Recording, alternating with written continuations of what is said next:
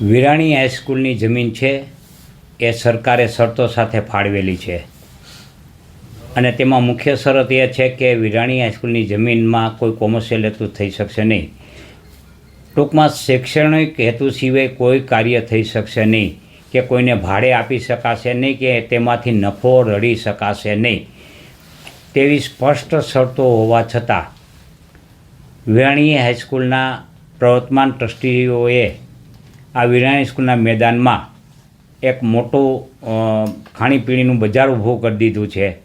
એટલું જ નહીં, ત્યાં કોમર્શિયલ રીતે રમતગમતના ક્રિકેટ રમતના બોક્સો બનાવેલ છે.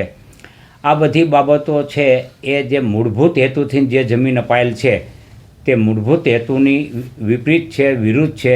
એટલે તેની પર શરત ભંગના પગલાં લેવા જોઈએ તેવી અમારી અરજી કલેક્ટરને સમક્ષ પડેલી છે. પ્રાંત અધિકારીને અમે પણ અરજી આપેલી છે. આ અરજીનો હજી યોગ્ય નિકાલ થયો નથી.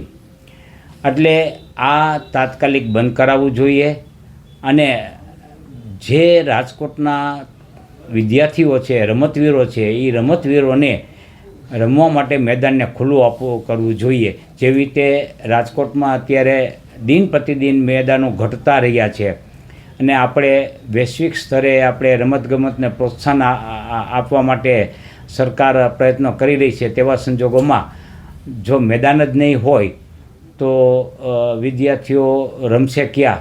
એટલે આ મોટો પ્રશ્ન છે. એટલે આ સદભંગના પગલાં લેવાય અને ટ્રસ્ટીઓ પર યોગ્ય કાર્યવાહી કરવામાં આવે અને જે નફો રળ્યો છે એ ટ્રસ્ટીઓ પાસેથી વસૂલ કરવામાં આવે. આ બધી અમારી માંગણીઓ છે. જમીન છે 49,700 વાર જેવી જમીન છે, એટલે કે 50,000 વાર જેવી જમીન છે. 2 લાખ રૂપિયાનો આપણે ભાવ ગણીએ સામાન્ય રીતે તો પણ 1,000 કરોડની જમીન થાય છે. અને આ જમીન વેચવા માટેના પ્રયત્નો થયેલા પણ એની ઉપર અમે 2019-20ની અંદર કાર્યવાહી કરી અને તે અટકાવી દીધેલું છે.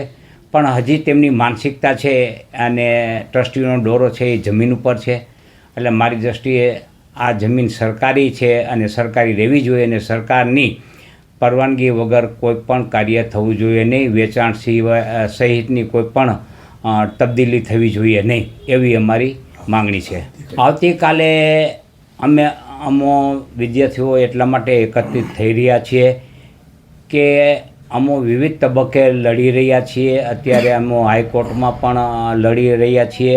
અત્યારે કલેક્ટર સમક્ષ પણ અમે લડી રહ્યા છીએ.